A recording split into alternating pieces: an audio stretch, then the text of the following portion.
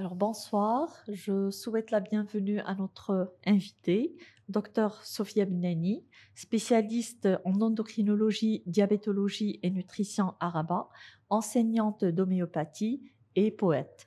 Docteur Benani, bienvenue à la station TV de l'As Médian. Docteur Marakchi, je te remercie. Je me permets de te tutoyer.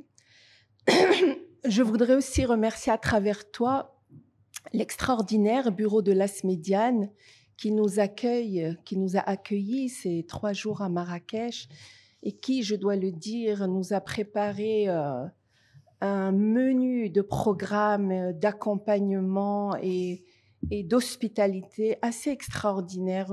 Pour moi, c'est un des meilleurs congrès auxquels j'ai assisté.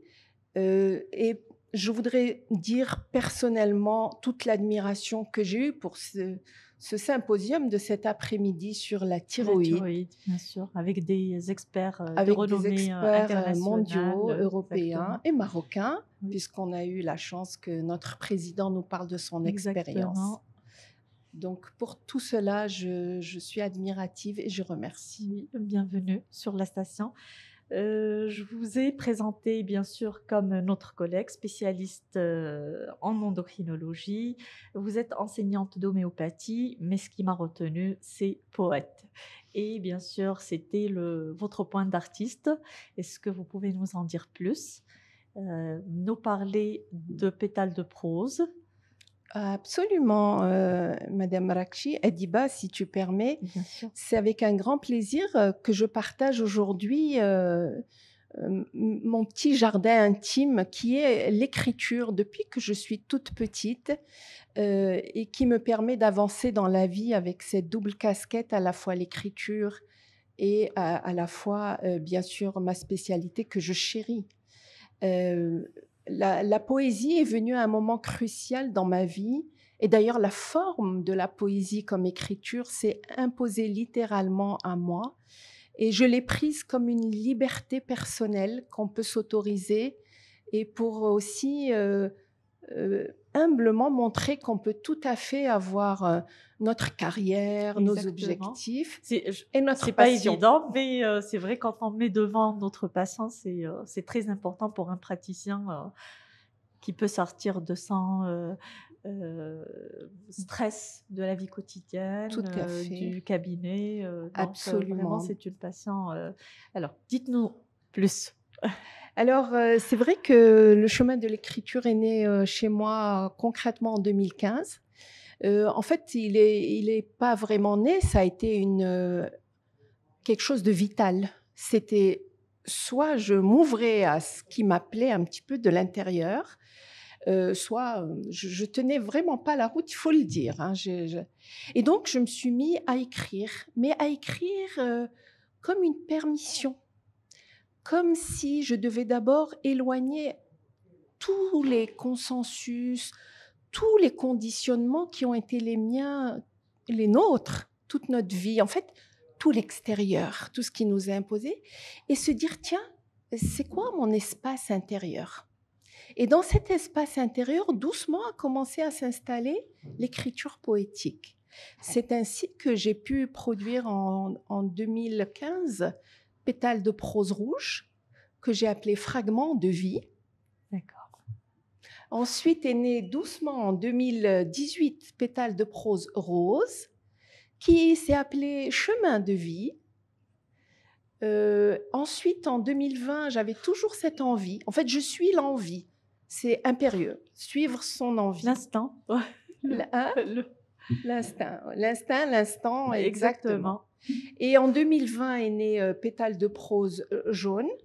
Donc, c'est alignement de vie. Et avec le Covid, ce n'était pas du tout prévu, est né Pétales de prose bleu en 2021, expansion de vie. Magnifique. Voilà un petit peu le parcours. Merci beaucoup. Alors, il n'y a pas que la poésie. Donc, vous m'avez parlé de votre dernier né. Alors, le dernier né, je voulais aussi lui donner une forme. Et la forme qui m'a paru la plus logique avec ce que je vivais, c'était le roman.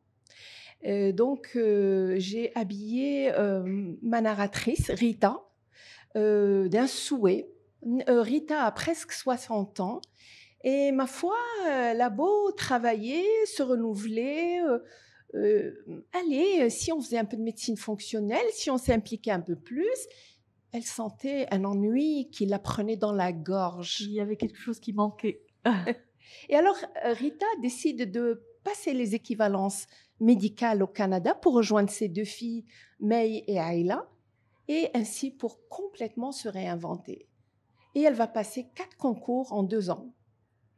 À la soixantaine. À la soixantaine, et c'est là un petit peu toute une espèce, un voyage qui va commencer pour elle, haletant, aussi bien extérieur par le passage de 4 concours à Montréal et même à Ottawa, que intérieur.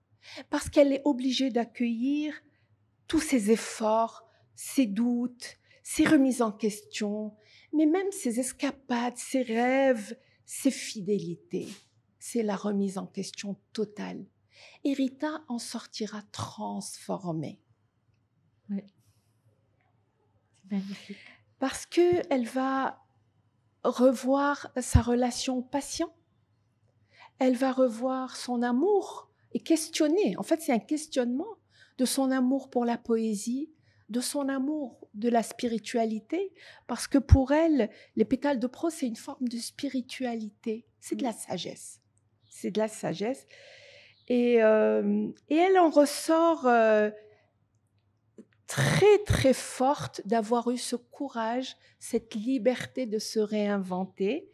Et un petit peu la preuve qu'on peut se réinventer finalement à n'importe quel âge. On peut toujours avoir une nouvelle naissance.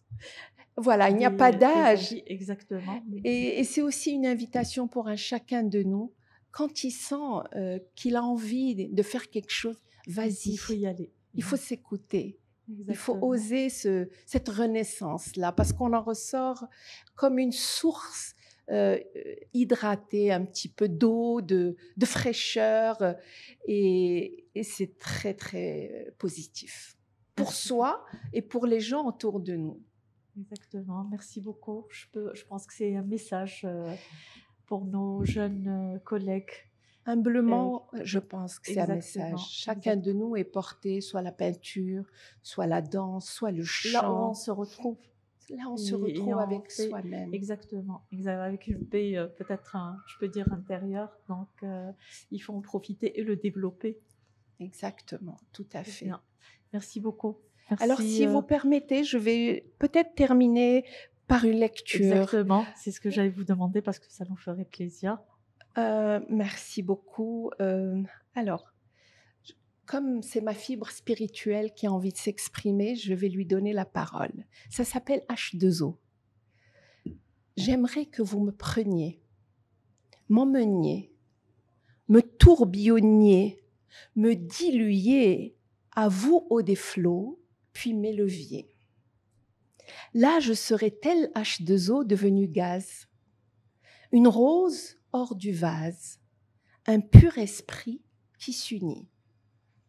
Snobant ses décors, délaissant ses artifices, sans embarras ni remords, voyageuse de l'astral novice, arrivant à bon port. Au magma d'immensité, à la conscience illuminée, à la source du manifesté, je me prosternerai alors à toi, déité. Merci Ediba, merci au bureau de l'As Médiane. Merci beaucoup, merci pour votre présence et votre participation à la station TV et au plaisir de t'entendre. Merci Ediba.